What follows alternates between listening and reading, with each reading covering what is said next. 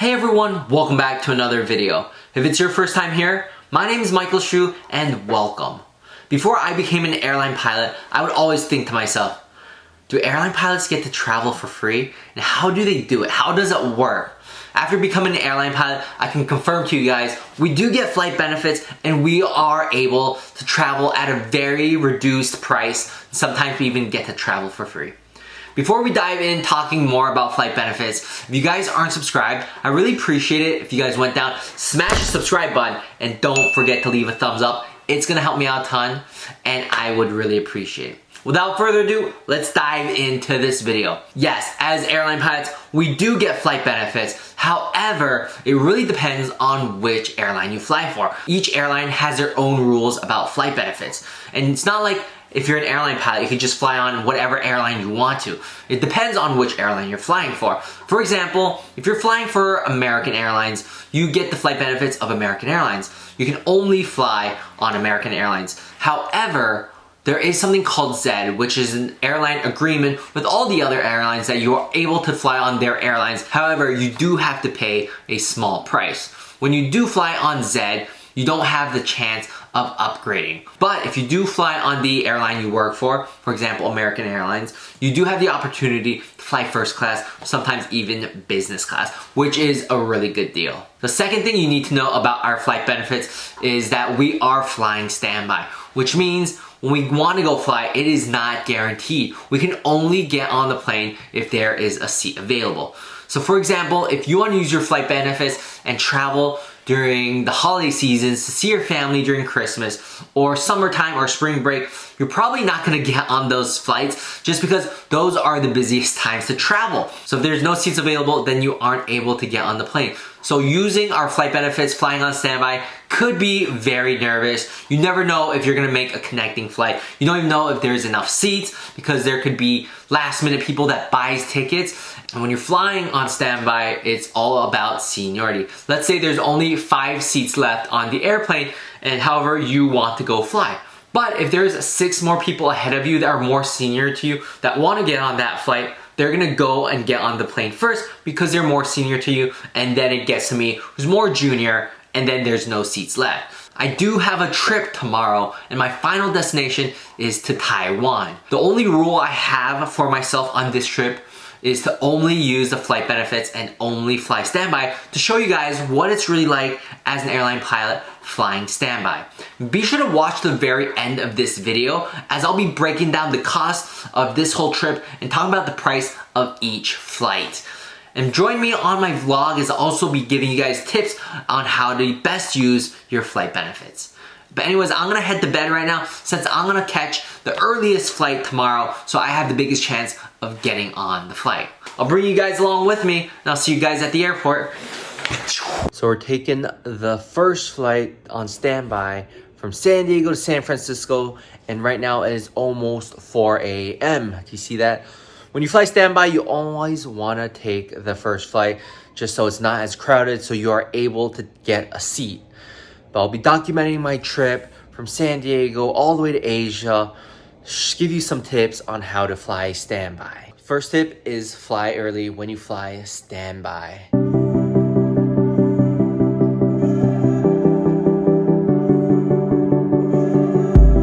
Right now is 5 a.m. Our first flight from San Diego to San Francisco is on Alaska at 7 a.m. and that's why we had to wake up at 4 a.m., leave the house, and now we're at the airport at 5 a.m. But catching the 7 a.m. flight on Alaska Airlines so that I can get a seat on, you gotta always catch the early flight. That usually when there's most available seats. Let's go ahead, check in, see if we are able to get a seat. Alright guys, first flight of the day from San Diego to San Francisco. We were able to get a premium seat on Alaska Airlines, flying the Embraer 175. Super excited, flying standby, early flight 7 a.m. but still grateful that we're able to get a seat.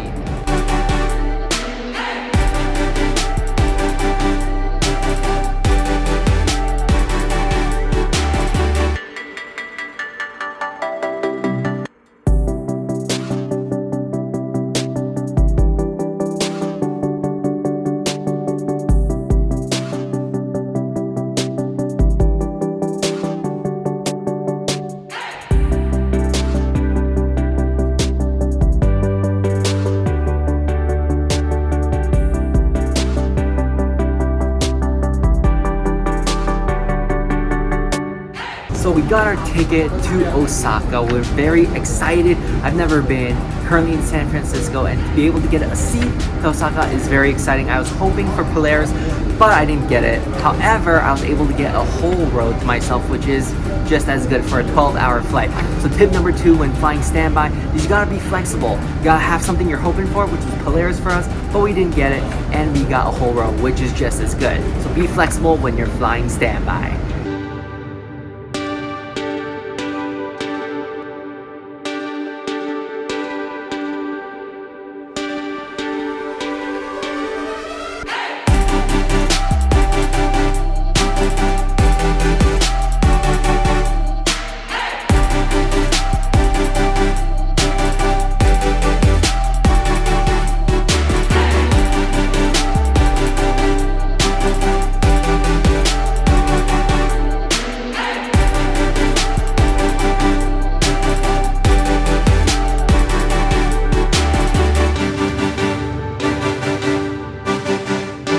Hey guys, so I made it to Osaka after the 12-hour flight from San Francisco. It was a very long flight, but it was nice to have the whole row to myself. And as soon as we arrived at Osaka, it started raining. So I've decided to go to Taipei instead. So right now I'm waiting on my flight to go to Taipei. I would love to stay in Osaka, but it's raining. The weather doesn't look great. So I'm going to Taipei. Taipei flight is another 3 hours. So in this one day, I've traveled to 3 countries. I've traveled from America, gone to Japan, now I'm going to Taipei. It's gonna be an exciting day. Hopefully I get a seat and get on the plane to Taipei. This last flight was really nice. It was on a United Boeing 777 and I was able to have a whole row to myself. So that was awesome. But now we're going to Taipei. Hey guys, so we just got our boarding passes to go to Taiwan and we got a confirmed seat, which is always very exciting. As you can see here, we got seat 9 Golf, 9G, which is a pretty big plane. 9 meaning it might be business class, might be first class, I don't know. I'm very excited, but we got a seat and that's what matters. So we are able to go to Taiwan on a confirmed seat, flying standby all the way there. We got a seat. Alright guys, so we found out, we got the seats. It's not first class, it's not even business class, it's just regular economy. TV's pretty tiny on this economy, but we got a seat, thinking positive, happy to get a seat, but the TV's tiny, what the heck? Well, I'm not complaining. Hey everyone, so we made it to Taipei, Taiwan, after 3 flights, so many hours of traveling. I'm here in Taiwan, exhausted. Started at waking up 4 a.m. in San Diego. Now it is 9:40 in Taiwan the next day. So constant traveling, but I was able to make it to every single flight, flying standby, saved a ton of money. Now we're gonna go explore Taiwan.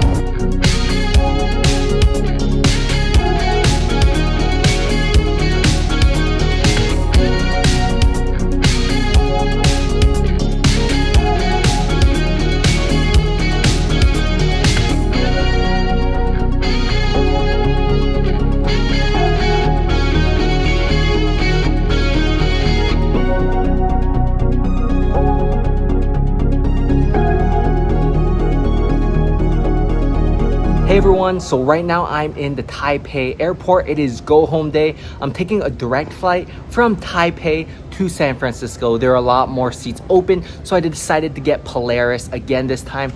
Come into Osaka, I tried to get Polaris, I didn't get it. However, we got the refund back. So my next tip, when you're flying standby, is always go for it. Go for the Polaris, go for the flight, even though the seats don't look that great. You never know who's gonna miss connection, who's not gonna show up because it's too early, and you get the seat, or you get the Polaris. Always go for it. And in my situation, I went for the Polaris, and if I don't get it, I get the refund back. So no harm at all. This time booking Polaris, it cost me around $186. That includes the airfare fee, some taxes flying out of Taiwan, taxes going into America.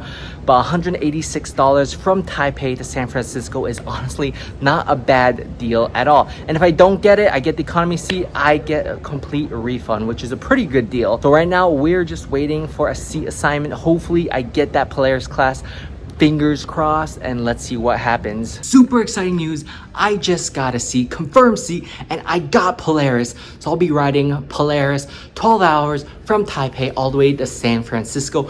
Very excited. I've actually never ridden on Polaris. I've been on Delta One, but never on United Polaris. So it'll be very exciting to compare, see what the differences are. But like I said earlier, you'll never get it if you never try. At least try, and the worst thing is you don't get it. But you tried, and I got it. $186 for Polaris from Taipei to San Fran. You bet I'll be recording every part of my trip on Polaris. I'll see you guys back in San Francisco. We got it! Polaris, let's go!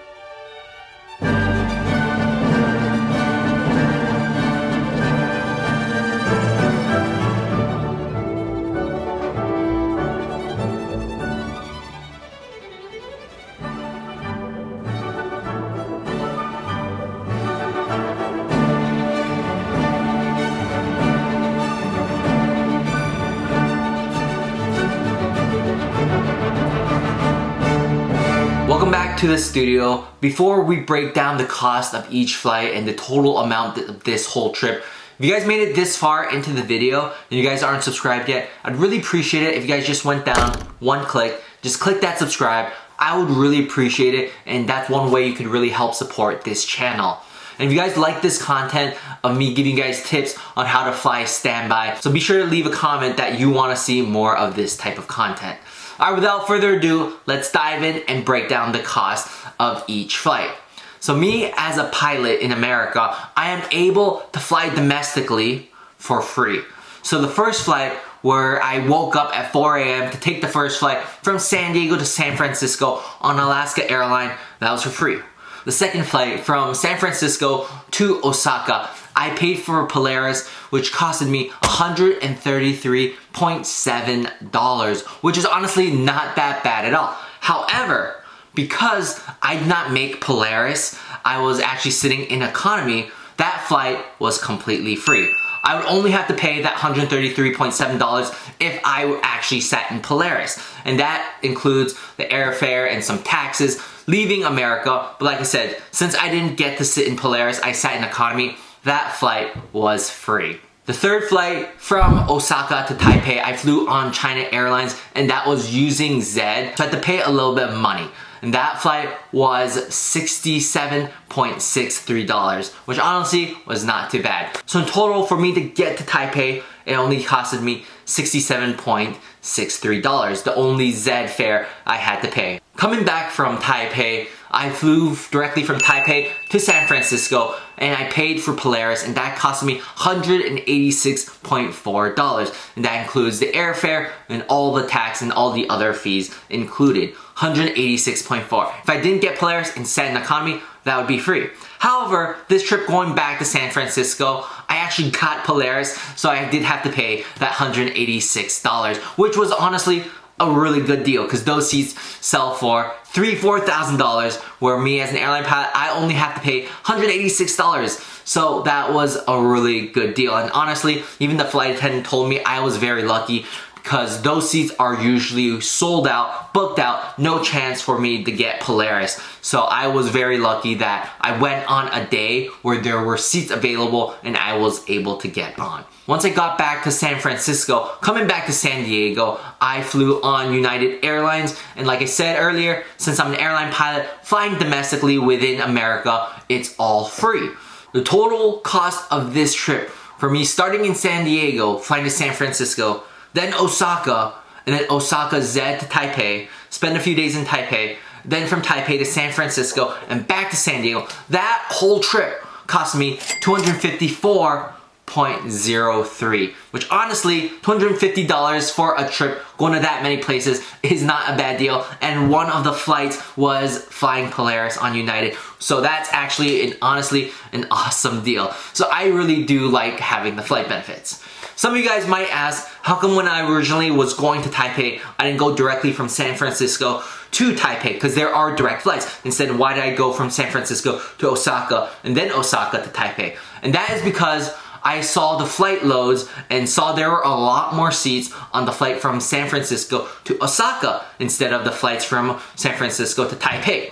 Because I knew if I wasn't able to get a Polaris seat from the flight from San Francisco to Osaka, at least I was able to get a whole row, which was so nice because I was still able to lie down and sleep during that long flight. However, if I took the flight from San Francisco to Taipei directly, and if I didn't get a Polaris seat, they didn't have many economy seats left, which means I would have to stay in a middle seat for 12, 13 hours. So me personally, I much rather spend the time and go to Osaka and get that whole row than going directly to Taipei and get stuck in a middle seat for 13 or 14 hours. That's why I went to Osaka first, then to Taipei. So that was my trip on using flight benefits only. Hope you guys enjoyed it. Hope you found this video helpful. If you guys want to see more content about flying non-rev, flying standby, using my flight benefits, be sure to leave in the comments down below and I will bring you guys on all my trips using flight benefits and giving you guys tips along the way, what apps to use when using